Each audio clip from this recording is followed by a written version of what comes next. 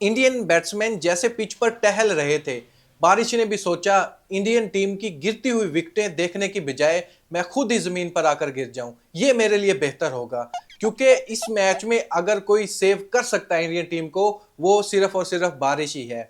यहां पर एक परफेक्ट एग्जांपल आप लोगों के सामने रखना चाहूंगा, जरूरी भी है ये।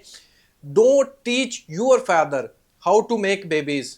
ये परफेक्ट एग्जांपल पता किसके लिए सूट होती है? इस टाइम जसवाल के लिए। इंडियन क्रिकेट टीम फैन के नाते मैं सिर्फ इतना ही कहना चाहूंगा जसवाल को कि आखिर तक अपना मुंह बंद रखना चाहिए था। ये आपकी परफॉर्मेंस के लिए बहुत ही अच्छा होता।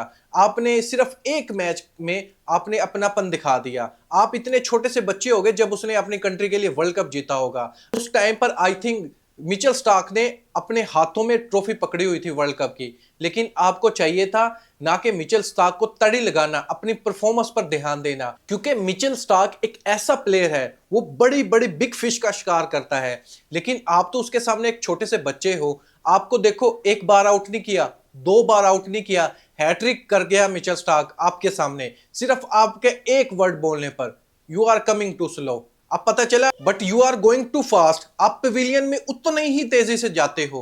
कभी आप एक बॉल के बाद आउट हो जाते हो, कभी आप दूसरी बॉल पर आउट हो जाते हो, कभी आपको सिर्फ और सिर्फ 7 से 8 बॉलें खेलने को मिलती है, वो भी मिचेल स्टार्क के सामने। आपका एक बॉल इंडियन टीम पर भारी पड़ गया। आपको ऐसा बोलना ही नहीं चाहिए था, आपको तड़ी लगानी चाहिए थी। अच्छा है, ओवर कॉन्फिडेंस नहीं होना चाहिए था। कॉन्फिडेंस अच्छी बात है, लेकिन ओवर कॉन्फिडेंस नहीं होना चाहिए था। मिचेल स्टार्क ने जो वर्ड्स कहे थे, जिसका आपने बदला लिया था, वो हर्षित राणा को कहे थे।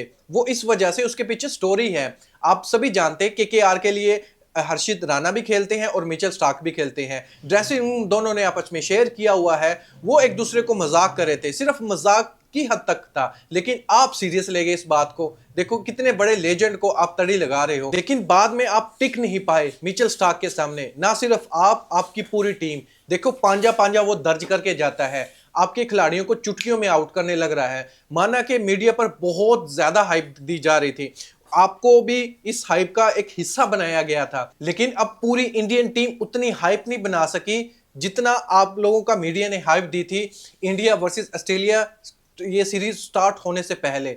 ऐसा फील हो रहा था कि Indian team back to back 3 series जीतने वाली है इन ऑस्ट्रेलिया। लेकिन इस वक्त जब रोहित शर्मा की कैप्टेंसी के दौरान हमें ऐसा बिल्कुल भी फील नहीं हो रहा कि इंडियन टीम यहां से ये सीरीज जीत कर चली जाए। यकीन मानो दोनों स्ट्रॉन्ग टीम है। दोनों का कंपैरिजन किया जा रहा था कि इन दोनों कंट्री के बीच मैच होगा फाइनल WTC का।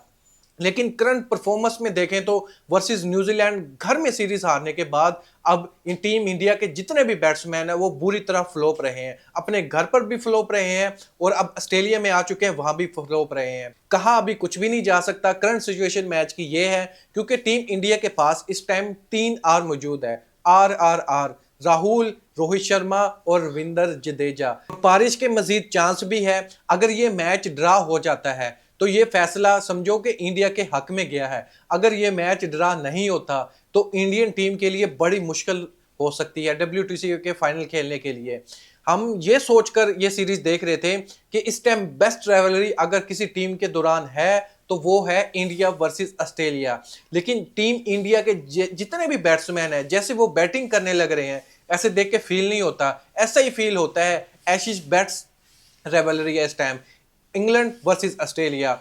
दोस्तों इस पर मैं आपको ओपिनियन जानना चाहूंगा। स्पेशली टीम इंडिया की परफॉर्मेंस, स्पेशली बैट्समैन की परफॉर्मेंस बहुत ही वीक है। इतनी ज्यादा कमजोर बैटिंग लाइनअप कभी सोचा नहीं था। बड़े बड़े नाम है, रोहित शर्मा छोटा नाम नहीं है, विराट कोहली कितना बड़ा नाम है, के राहुल कितना बड़ा नाम है, ऋषभ पंत कितना बड़ा नाम है।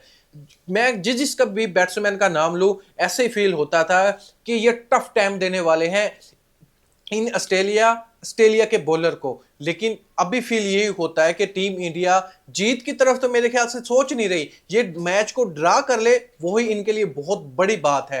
क्योंकि मैच परफॉर्मेंस अभी करंट सिचुएशन के हिसाब से इतनी बुरी है।